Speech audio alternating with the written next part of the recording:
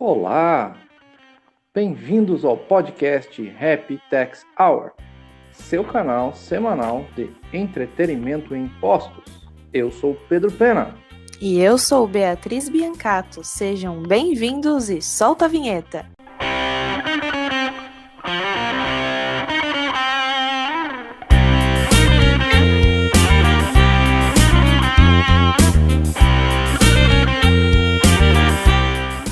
Você está... Olá, Pedro. Boa noite, tudo bem? Estou bem, e você? Tudo ótimo. Semana corrida, a gente gravando na quinta-feira, para que todo mundo na sexta-feira tenha um podcast aí, né? Com certeza. Estamos sempre atentos aqui, semanalmente.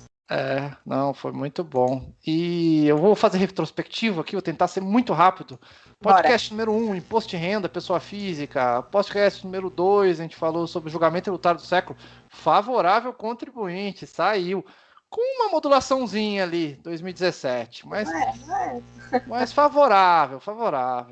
ICMS destacado na nota. Todo mundo feliz. ITCMD, a gente falou sobre o imposto sobre doações, né? Imposto doações e heranças. Temos educação fiscal, uma volta ao mundo. O último, Simples Nacional. E agora, Beatriz, qual vai ser o nosso episódio de hoje? Agora a gente vai falar assim, e aí, quando o fiscal bater lá na minha porta, o que eu faço? Choro? Tensão, né? Choro. Tensão. Momento tenso, né, Beatriz? Não é um momento fácil, né? É um tema delicado, assim. As pessoas...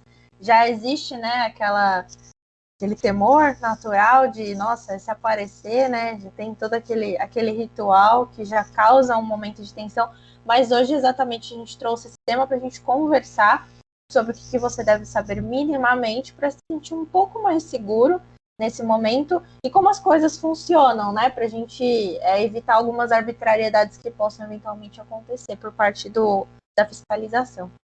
A gente tem um roteirinho aqui, mas alguns temas assim. Como descobrir se a fiscalização é uma fiscalização, né? Tem que buscar mesmo. E existem fraudes, sim, né? A gente vê que no mercado existem fraudes, né? Com certeza. A gente identifica muito, por exemplo, pessoas terceiros, né? Inclusive, às vezes pretendem fazer alguma prática criminosa naquele estabelecimento, que se identificam como fiscal, forjam documentos, se apresentam como, aparentemente, parece tudo ok, né? E aí, então, acontecem essas surpresas. Então, é sempre importante, antes de sair abrindo as portas do estabelecimento, pode entrar, ficar à vontade, exigir identificação, olhar, né, número ali de identificação do servidor, ver o nome, enfim. Esse é um dos cuidados. O que você pode sugerir mais, Pedro? Não, sim, as últimas fiscalizações, o pessoal é muito educado, assim, os fiscais verdadeiros, né? Nunca tive uma fiscalização falsa.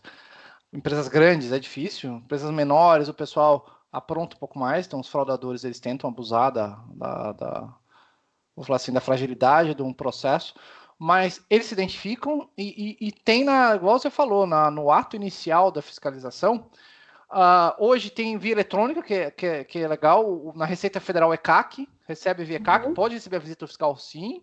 É raro, a Receita Federal eu acho que está trabalhando mais em home office mesmo, no sentido de os fiscais não aparecerem na empresa, pode aparecer, mas eu vejo o ECAC. E no estado de São Paulo, o fiscal gosta às vezes de ir na empresa, assim, conhecer o processo da empresa, mas tem o DEC também. Então você recebe a comunicação eletrônica no DEC, né? No início da fiscalização, o fiscal escreve lá. Então tem uma formalização e são canais oficiais com o fisco, né? Nas prefeituras é complicado, cada prefeitura tem o seu sistema.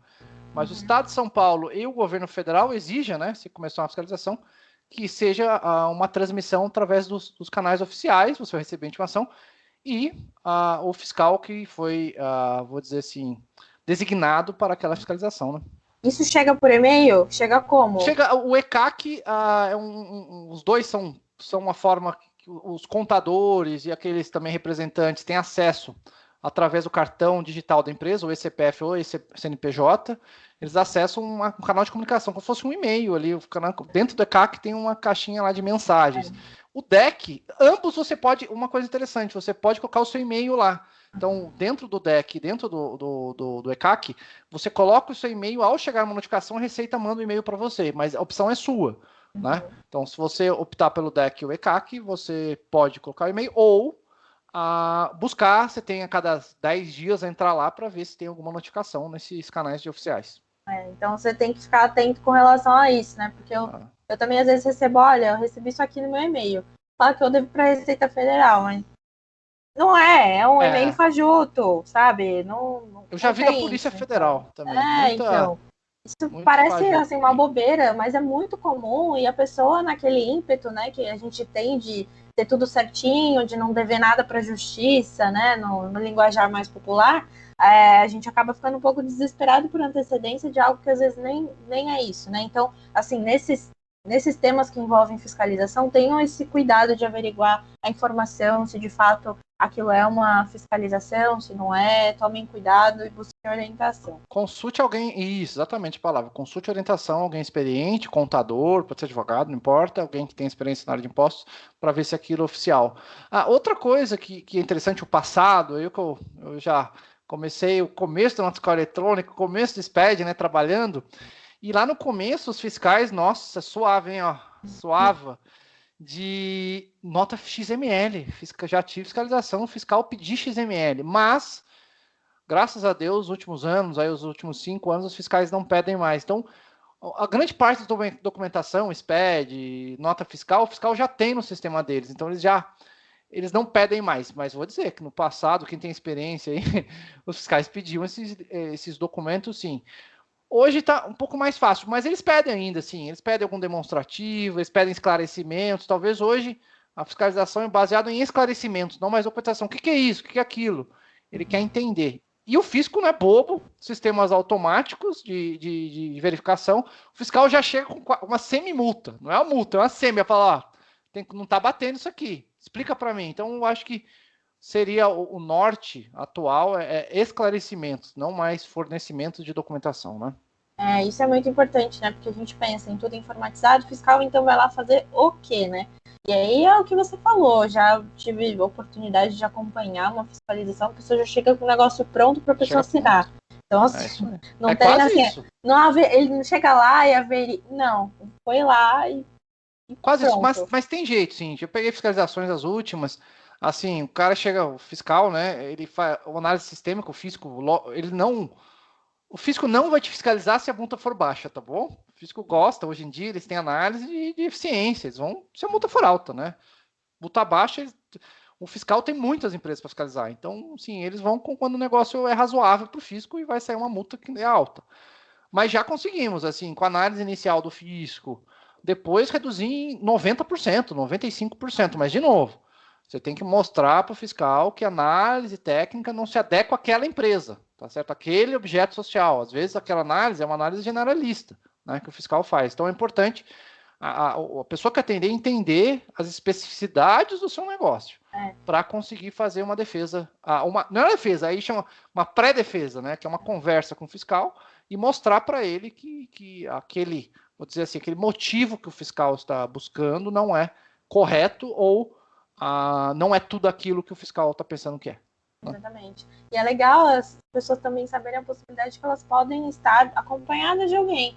Senão ela pega o telefone e liga para um profissional de confiança dela para fazer, né, frente nesse momento, nesse ato, porque tem muitas pessoas que não vão entender o que está acontecendo, o que o fiscal falou é ponto final, é aquilo, né? Não sabe nem às vezes da possibilidade que tem de questionar, ou se sabe, eles falam assim, já peguei presencialmente, olha, você pode questionar, mas isso aqui já todo mundo perde quando tenta recorrer, então... Eles falam mesmo, sabia? Essa coisa que eu falo de falar é engraçada. Os próprios fiscais hoje em dia, não, isso aqui eu vou ganhar, isso aqui você vai perder. Mas confie no seu consultor, né? O fiscal, eles têm uma percentual do ganho, na verdade, não é o fiscal em si. Por exemplo, o Estado de São Paulo, o fiscal não ganha nada da multa, mas ela vai para tipo uma bolsa de todos os fiscais, uma partinha da fiscalização que for paga, né? Não adianta. O fiscal também é uma coisa importante, hein? Ele busca as empresas que conseguem pagar. Porque a empresa que não paga, ele também não quer saber, porque não vai receber nada, né? O Estado não vai receber. Então, você vê que empresas que têm dinheiro são aquelas que eles fiscalizam mais. Uma coisa que você acabou de falar, experiência. Busque sempre alguém experiente para acompanhar a fiscalização. O fiscal, vou falar um caso que aconteceu comigo, às vezes eles abusam, é raro, hein? É raro, não é todo dia que é um abuso. Eu acho que a grande parte da fiscalização hoje em dia está muito boa. No passado aí tinha uma corrupção elevada, hoje tá raro assim analisar fato de corrupção, um fiscal pedir dinheiro na porta. No passado era maior, né? Nas análises que eu faço, converso com as pessoas. E um caso que é legal, um fiscal uma vez pediu a conta bancária da empresa para mim. Era uma importação, falou, eu quero uma conta, extrato bancário de 6 meses da conta da empresa. Eu falei, de jeito nenhum, qual é o objetivo da fiscalização? Eu quero saber o pagamento dessas importações, quero acompanhar se a empresa pagou ou não essas importações. Eu entreguei o extrato daqueles 3 dias que a empresa pagou aquelas 3 importações. E o fiscal aceitou. Então a empresa, ela tem que ter pessoas experientes que entendam que o fiscal tem limites, ele não pode pedir tudo, né? E um dos limites foi esse, ele queria o extrato bancário. O que ele quer o extrato bancário? Para que isso? Qual a análise? Qual a finalidade? Era para ver 3 importações? Eu dei o dia que foi pago as importações. Resolvido, o fiscal não reclamou nada. Então, tem que saber lidar com as pessoas. É a primeira coisa. É a gestão de conflito. Gestão de conflito. E outra coisa, por exemplo, se a pessoa realmente está fazendo coisa errada, vamos supor isso, né? Se a pessoa está fazendo realmente coisa errada e aí chegou um fiscal, pode voltar atrás naquele momento ali? Como é que faz? Não pode. Já vi contadores fazendo isso, pelo amor de Deus, advogados conselhando isso. Pessoal, chegou um fiscal, é para chorar, não tem o que fazer. É sentar e chorar. Não pode retificar, não retifique nada, pelo amor dos meus filhinhos. Não retifique. Já aconteceu de retificar e dá mais problema. Olha que legal, uma empresa que eu trabalhei, a empresa retificou, então chegou um fiscal, a empresa retificou, sabe qual foi a multa? A retificação. Olha. Exatamente os valores que a empresa retificou, o fiscal multou. Então por quê? E depois deu um problemão da alocação do pagamento. A empresa foi lá e pagou, e o sistema não alocava o pagamento. Então ficou como se pagamento é menor pela empresa. Olha a confusão que gerou. Consegui depois de 5 anos resolver isso aí. Então o que eu peço? Assim, qual aconselho? Chegou o fiscal, senta e chora, não tem o que fazer. Tem como melhorar a fiscalização, assim, atender melhor. Analisar o documento, a gente vai fazer uns passo a passo aí como atender e não retificar. Acabou a fiscalização, você pode retificar. O que o fiscal não pegou. Mas o que ele pegou, não tem jeito. E a gente tá falando assim, né, gente, de chorar, se realmente tiver motivo para chorar, né? Se não tiver motivo, que geralmente quando chega é porque ou tem alguma coisa estranha, ou faltou alguma informação, né? Mas se não for o caso de chorar, recebe ele e serve até um café, né? Pra ele ficar mais à vontade. Não, acho que fiscal que ajuda a fazer crédito. Fiscal muito bons, assim, a gente fala às vezes, fiscal, a maior parte dos últimos que eu peguei são excelentes, não posso falar mal. Uma coisa legal é o prazo da fiscalização, né? Então, assim, a fiscalização ela começa no estado de São Paulo, depois que você entregou a documentação completa, então você tem que entregar. Cuidado que é crime, hein? Às vezes o pessoal não sabe. Você não entrega no prazo determinado pelo fiscal, é crime. Então, peça a prorrogação de prazo, hein? Se você não conseguir correr com o teu prazo, liga para o fiscal. Outra coisa, não adianta só entregar metade ou 10% dos documentos. Tenta entregar o máximo que você puder e peça a retificação. Não entregue nada para o fiscal. Nada não tem jeito. Então, entregue o máximo, peça a prorrogação de prazo, porque é crime você não entregar no prazo correto. E tem prazo, você entregou toda a documentação.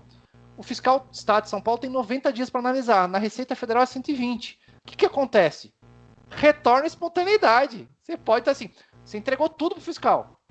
E o fiscal não fez nada, dormiu, ficou 1 ano dormindo em cima do documento. Se você acha que o fiscal mete uma denúncia espontânea, você tem direito. Exatamente. Para quem não sabe, essa denúncia espontânea é uma denúncia feita de forma espontânea. O nome do negócio já fala tudo. Que é realmente quando você exclui essa responsabilidade, né, pela infração, exatamente pela sua iniciativa de falar assim, olha, aconteceu isso e isso, tá aqui, é isso, como que acontece. Só que o grande problema é o que o Pedro falou, o ponto-chave é a espontaneidade. Se eu recebo a fiscalização, acabou, não é mais espontâneo. Acabou. Né? Já era, aí chora mesmo. É a notificação, é o dia da notificação. Então, o fiscal notificou a empresa via eletrônica, via pessoal, carta, qualquer coisa.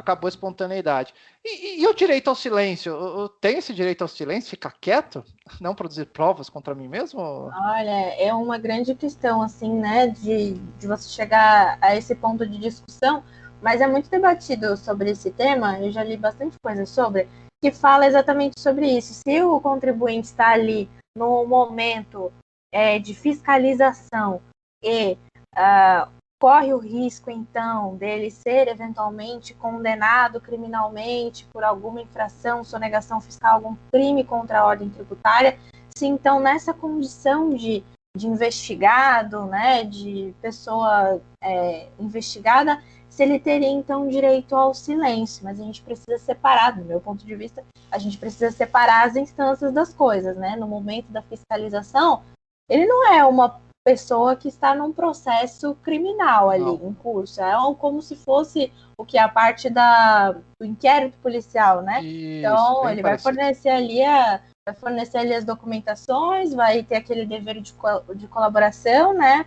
do próprio negócio, os registros que ele está fazendo, enfim, e aí, eventualmente, né, num processo criminal que ele seja condenado por um crime específico, no decorrer ele vai ter todas as garantias que uma pessoa acusada tem no nosso ordenamento Excelente, penal, excelente. né? Esse é meu ponto de vista, né? Não sei o Pedro, o que acha? Muito bom, não, muito legal, acho que estou de acordo, eu acho que tem que contribuir com o fiscal, participar, né, tem lá o Código de Defesa do Contribuinte, né, tem lá no Estado de São Paulo, que fala esse dever de ambas as partes, né, de um bom relacionamento, e que, assim, quando houver acusação, então, entregar o documento é uma obrigação da empresa, né, a nota fiscal, os livros contábeis, mas o fiscal você não é obrigado a responder se você é culpado ou inocente, cabe ao fiscal analisar, né, se você cometeu uma infração. Então, concordo com você, o inquérito policial é muito parecido com a investigação, com a fiscalização tributária, ali é um momento de entregar documentos. E cuidado com as palavras, né? Tudo que você escrever, pessoal, escrever numa fiscalização é levado contra você no tribunal, né? Então, assim, se aconselhe com um advogado, né, com um bom advogado, para o que você vai responder para uma fiscalização, né? Qualquer coisa. Se não é um documento, é uma afirmação, é um fato, né? Porque isso pode ser importante. Outra coisa é o sigilo, né? Tem pessoas que têm sigilo profissional, o advogado tem sigilo, o padre também. O fiscal do imposto de renda não pode bater na porta da sua igreja lá, do seu culto, não importa a religião, fala assim, conta para mim que os padres e os advogados, um exemplo, eles têm sigilo. O escritório do advogado tem sigilo. Pode acontecer no escritório de advocacia ser fiscalizado? Pode, desde que tenha uma ordem judicial. Então aí muda um pouco, sai um pouco do poder do fiscal. Mas e o escritório de contabilidade também tem a proteção, né? O escritório de contabilidade tem a mesma proteção, mas de novo, entregar livro não tem o que fazer, tem que entregar os livros contábeis, que hoje são digitais, ECD, ECF, os SPEDs, né, que são livros, o SPED CMS, SPED de contribuições, tem que entregar. O fiscal já tem, né? Não precisa nem entregar porque o fiscal já tem, né? Isso. O XML o fiscal já tem, mas tem que entregar. Os livros que são obrigatórios, eles devem ser entregues. Se aguarda, né? E o fisco pode chamar até polícia, né? Para os documentos básicos, ele pode sim, está previsto no Código Tributário Nacional, né? E eu acho que o bom relacionamento com o fiscal é fundamental também. Não adianta só também querer bater a porta na cara do fiscal. Quando a gente bate a porta na cara do fiscal, ele fiscaliza 2 vezes mais forte. Então, acho que tem que ter o cafezinho é fundamental na fiscalização. Prepara o cafezinho, que você tem que ser amigo do fiscal, bater um papo. O fiscal e a coisa não ajuda às termina vezes. por ali, né? A coisa não termina por ali. Se você verificar que tem alguma coisa errada, contribui, depois você recorre os seus direitos. Eu acho que, né, não vai ser assim, ele vai lavrar um auto ali, você já vai ter que passar o cartão, a maquininha, o que você vai ter que fazer ali na hora? Nada, você vai receber. E tem fiscal bom, eu fiz uma defesa uma vez, o fiscal assumiu a defesa. Olha que legal, assim, o que acontece no estado de São Paulo? Quando você faz a defesa, o próprio fiscal que fez a defesa, ele faz uma análise de qualidade, né, para ver se a sua defesa, ele concorda ou não. O fiscal, acho que ele mutou meio que antecipado, acho que ele estava correndo, teve que mutar rápido. Ele aceitou 70% da defesa, olha que legal. Então foi o auto-infração, eu fiz a defesa administrativa, o fiscal concordou, 70%, né, do que eu tinha escrito. Reduziu em 70% a auto-infração, o próprio fiscal. Então, o cafezinho é fundamental. Outra coisa é do prazo decadencial, né? Que antecipação, né, Beatriz? O que você Exatamente. Existe uma previsão aí no Código Tributário Nacional que na notificação, né, desse procedimento fiscal se antecipa aquele prazo de 5 anos que o fisco tem para fazer a autuação. Isso, para fazer a autuação, lavrar o alto, enfim, constituir tem uma crédito. dicasinha aqui, tem uma pegadinha aqui, muito interessante, que eu já achei em algumas jurisprudências. É assim, a notificação interrompe, basicamente, a decadência. O fiscal chegou, apareceu, mas o fiscal tem que mutar no prazo. Ela não interrompe o prazo do auto de infração. Então, olha que interessante. Então, o fiscal chegou no ano de... que antigamente fazia muito, hein? No dia 28, 29 de dezembro, o fiscal lá notificava 55 empresas. O fiscal ia só notificar. Para quê? Para matar a decadência. Mas tem jurisprudências, algumas favoráveis ao contribuinte, que o fiscal tem o prazo para multar e não entregar a cartinha no início da fiscalização. Então, se você, com um caso desse, busca um advogado, tem chance de cancelar essa autuação aí, porque o Código Tributário fala da cartinha, né? Que a notificação suspende, interrompe a decadência, né? Porque, mas existem decisões que interessantes, são poucas, mas interessantes, em que o fiscal fez a notificação no dia 30 de dezembro, né? 28 de dezembro, multou no ano seguinte ou conseguiu o contribuinte ganhar a ação, porque o fiscal tinha que multar a empresa no ano, né? E não só notificar. É uma discussão grande isso aqui não tem, como eu disse, para um lado A ou lado B, tem para todos os lados, mas é algo... É interessante saber, né, que não se esgota ali no que está no texto do Código Tributário Nacional, até porque quem nem não sabe, o Código Tributário Nacional é de 66, estamos em 2021, muita coisa então, mudou. E o tribunal vai limpando o código, todo tribunal, toda lei, ela tem um filtro pelos tribunais, os tribunais vão interpretando, analisando, e muda, hein? O tribunal de 10 anos atrás não é o tribunal de hoje, né? Então, o próprio tribunal evolui e pode ter decisões diferentes, né? Então, cuidado com as decisões muito antigas. E cuidado com o Google, né? Joga sua dúvida lá no Google. Muito antiga, de 5 anos, 10 anos atrás. Seja o mais atual possível. A regra é essa, né? Uma decisão de 2010, eu diria que é melhor que uma decisão de 2002, né? Já tem 8 anos de diferença, tente usar a de 2010. Né? Então, uma coisa... Os tribunais mudam. Vamos lá passar, eu acho que um roteirinho, né, Beatriz? Eu acho que um roteirinho básico para atender um fiscal, né? E que a gente vai passar aqui uns 10 tópicos para a gente atender bem uma fiscalização. Vamos começar? Bora. Primeiro, revisar a documentação antes de entregar. Nossa, pessoal, quantas vezes eu já vi isso? Você chega, pede para o estagiário, para a equipe, fala assim, pessoal, me manda 50 notas fiscais, tira cópia da nota, precisa entregar para o fiscal. Na hora que você vê, tem cópia de uma nota que não tem nada a ver, cópia de coisa pior, assim, o que é legal nas empresas, não existe mais, pessoal, porque agora já mudou muita tecnologia. Antigamente a nota era física, né? Tinha que entregar para nota fiscal física. E o pessoal gosta de grampear a coisa, né? Grampear a coisa na nota. Daí vinha um papel grampeado na nota, assim, nota tá errada. A nota tem problema. Essa nota tá errada, assim, sabe? Alguém grudou um papel na nota. Gerar nota para constar faturamento. Tá escrito isso na nota. Então, assim, pessoal, é sério isso aqui. Coisa que é totalidade versus que a gente dá. Assim, se você vendeu 1 milhão, você tem que ter nota fiscal batendo 1 milhão. Se você vendeu 100 mil, tem que ter nota fiscal batendo 100 mil. Antes de entregar ao fiscal, tenta bater isso, a totalidade e registros individuais. Bateu, mas precisa ter. Hoje é isso, né? No passado a gente entregava nota física para o fiscal. Então, presta atenção, por favor, preste atenção mesmo. Você pede para uma pessoa que às vezes não tem atenção que uma pessoa mais experiente tem. Então, revise tudo que alguém te entregou. Por exemplo, sei lá, um estagiário ou alguém de outra área. Tá aqui a documentação que o fiscal pediu. Não é assim, revise.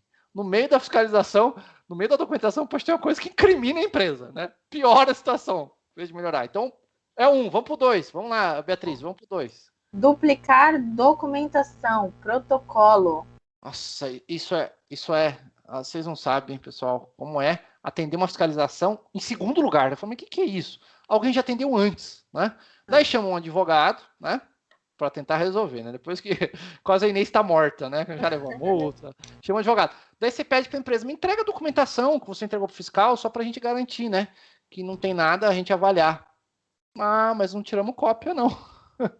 Ou seja, o fiscal às vezes tem mais hoje, graças a Deus, tem os sistemas digitais, o fiscal ele digitaliza os papéis, o pessoal também digitaliza, no passado não tinha. Mas tem documento que o fiscal também ele digitaliza porque não é interesse dele. Mas, por favor, se você é uma empresa, duplique tudo. Tudo que você entregou para o fiscal. E tem fiscal que perdeu ainda. Tem um caso numa empresa que eu trabalhei, o fiscal perdeu o documento. Né? Entregaram o documento não, original. acontece em repartição pública, gente, perder O documento. fiscal perdeu o documento. Assim, não é culpa do fiscal, o fiscal é ruim, não. Tanto documento que o cara tem. Se você tem uma cópia com você, não tem problema nenhum o fiscal perder o documento. Né? Então, vai entregar documento original para o fiscal, é protocolo. Então, assim, você precisa duplicar documento de tudo que você fizer e protocolar com o fiscal. Pede para ele anotar, estou te dando A, B, C, D, faz a notinha, entrega para o fiscal. É sério, pessoal. Fiscalização tributária é sério. Pode causar crimes tributários e multas. Né? Tem os dois. Você pode escolher o que vai acontecer. E o terceiro, Beatriz? Vamos lá para o terceiro. Atendimento cortês, que é o que a gente falou, né? Vamos receber aí com gentileza. Não precisa se exaltar nem nada.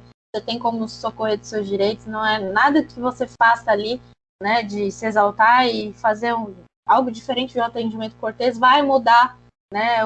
O desfecho ainda pode ser pior, que é a questão da força policial, enfim, necessário, gente. Cafezinho, fiscal são pessoas tranquilas, lógico que pode ter um fiscal ruim no da história, mas a maior parte, assim, 90% dos fiscais que eu já atendi são muito tranquilos, pessoal muito bom e trata muito bem o contribuinte. Vamos atender bem eles atendem muito bem. E isso vai gerar um resultado no final. Se você bater a porta na cara do fiscal, eu garanto que ele vai ele vai acelerar a sua fiscalização. Vamos para o quarto. Dilação de prazo, a gente falou antes, é fundamental. Assim, é difícil mesmo. Chega na fiscalização, você tem prazo de 5, 10 dias para o fiscal determina lá na intimação. Peça dilação, mas entregue, né? Não é só pedir dilação para o fiscal não entregar nada. Né? Tipo você na escola, né? Você vai fazer um exercício para o professor pede, você não entrega nada. Entrega alguma coisa. Né? E depois, aquilo que está faltando, você justifica para o fiscal que não tem e que vai buscar. E o bom senso ocorre, é muito interessante. Vamos lá para a quinta, Beatriz. Vamos lá. Organização, né, gente? Organização é fundamental para a gente dar um bom segmento para esse momento. Seguido aí do passo 6, os chamados controles extra-fiscais, que seriam o que, Pedro? Esses tipos opcionais. De tem fiscal que pede controle. Eu quero essa planilha Excel que você faz as coisas. Pessoal, isso não tem que entregar para o fiscal, não. Assim, lógico, só se você for amigo do fiscal, se ele for te ajudar. Mas assim, Excel, você não tem que entregar para o fiscal Excel. Né? O fiscal você entrega. Logicamente, você pode entregar. O fiscal pediu uma lista de nota fiscal, 100 notas. Né? Acontece muito. Eu entrego Excel para o fiscal. Eu vou na lista no Excel e vou, tipo, ticando a nota, né? Falando assim, essa localizei, não localizei. Isso tudo bem. Isso não é um problema. Agora o fiscal pedir apuração de ICMS em Excel, apuração de PiscoFins em Excel, apuração de imposto de renda em Excel. Isso está dentro da ECD, está dentro da ECF, né? ECF, que é imposto de renda, está dentro do SPED de ICMS, a declaração de ICMS, a declaração de IPI. Então, assim, não precisa entregar as coisas extras fiscais.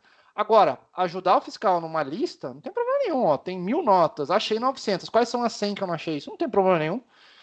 Mas cuidado, que um fiscal, até tem um caso interessante, uma empresa que eu trabalhei foi multada por um controle extra fiscal, o fiscal exigiu um controle que não estava previsto em lei. Olha. O fiscal multou pesado, milhões e milhões de reais, mas a empresa ganhou no Tribunal de Justiça.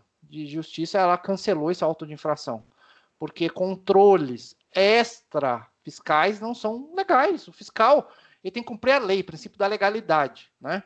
Ele está lá para exigir uma obrigação que está prevista em lei, obrigação acessória. Isso a empresa é obrigada a entregar. Agora, um controle em Excel, porque o fiscal quis, isso não existe. E os tribunais protegem, né? Quem foi multado aí, os tribunais protegem esses controles extras fiscais. Vamos lá para a sétima. Sétima, técnicas, né? Antecipar erros ou esperar.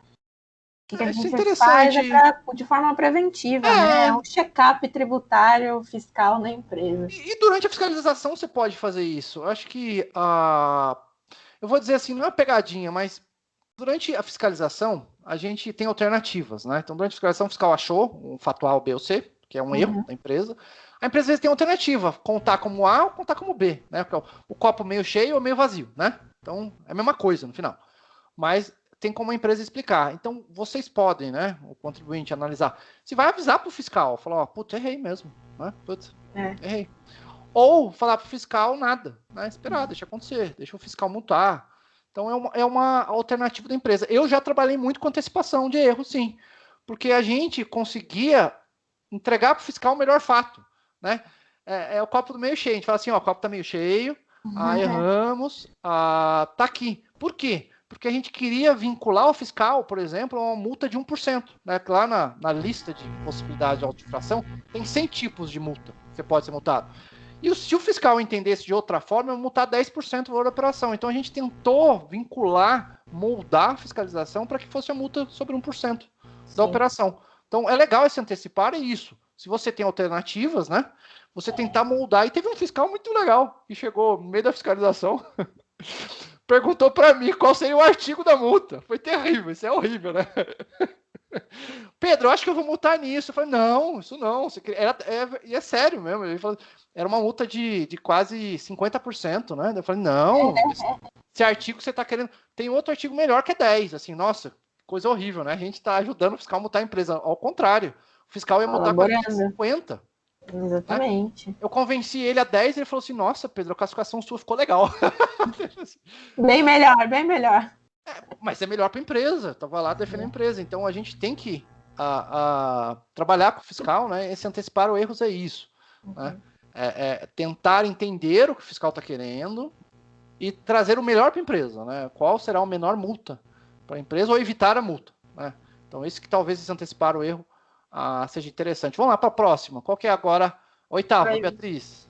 Proibição de retificar arquivos, que é o que a gente falou da questão da espontaneidade, né? Não retifica, por favor, porque gera um problemão depois. Gera um problemão e não vale nada. Você vai ter um trabalhão que não tem... De novo, lendo para a espontaneidade, né? A espontaneidade é legal. Então, assim, o fiscal demorou ou o fiscal atrasou, pode fazer a denúncia espontânea. Vamos para lá para o 9, encerramento, né? Como que se encerra uma fiscalização? Um termo, pessoal, termo. Tem um livro, né? O livro de ocorrências da empresa. Né? O fiscal lavra. Você pede, pelo amor de Deus, assim, fiscal, ou você vai lavrar o auto, ou vai terminar a fiscalização. Então, lavra o termo. Por quê? Porque esse termo vai te dar a espontaneidade. Tá? Então, por favor, exijam isso, né? Senão você vai ficar em fiscalização a vida inteira, né?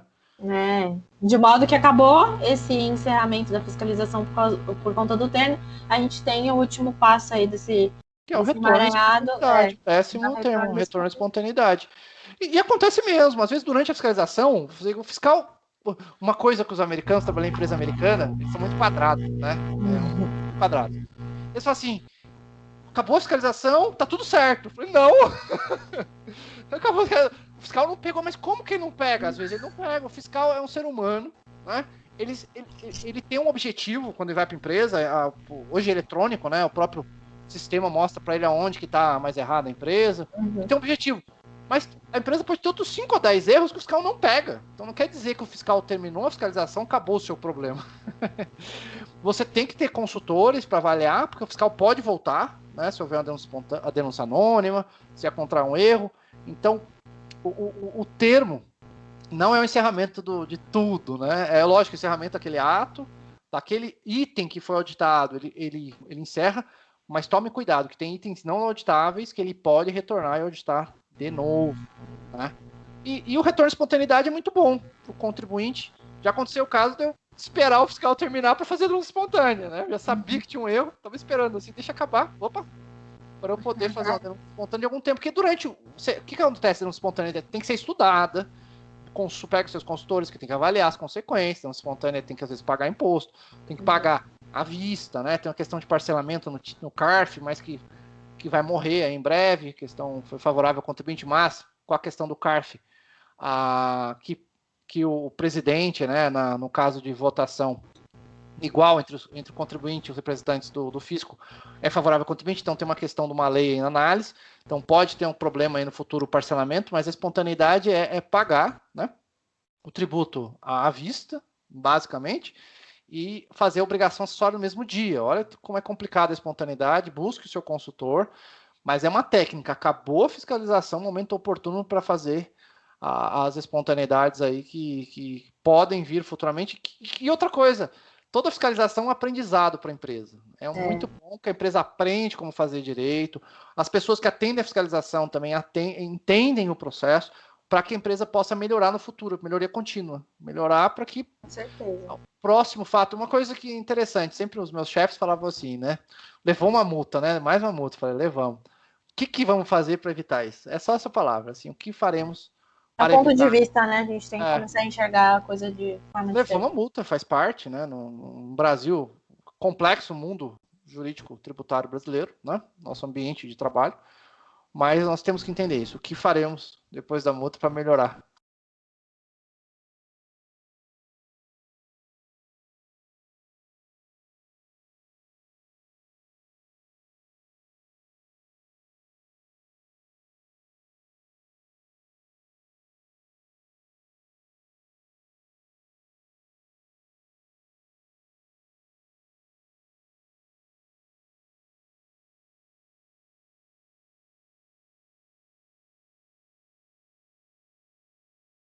Olá, pessoal. Boa noite. Boa noite, Beatriz. Boa noite, Fernando. Sejam bem-vindos.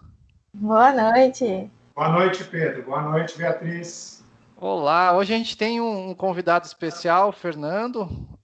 Ele é um estudioso da área de vinho, né, que vai comentar com a gente sobre um vinho. A gente vai falar sobre fiscalização e o Fernando escolheu um vinho aí para a gente comentar sobre o vinho. Né, Fernando? O que você tem para a gente hoje aí? Então, Pedro, como você falou que o tema era um que gerava fortes emoções, né, uma fiscalização, principalmente tributária, eu escolhi para vocês um Douro para a gente, um Douro tinto, né? Por quê? Por dois motivos. Um motivo é que ele é um vinho bem encorpado, que aguenta bastantes emoções, ele é bem forte para segurar o tanque. E também porque a região do Douro, em Portugal, foi uma das primeiras regiões a serem demarcadas no mundo, né, pelo Marquês de Pombal, em 1756, já com o intuito do quê? De fiscalizar realmente a produção dos vinhos daquela região, principalmente na época os vinhos do Porto, para melhorar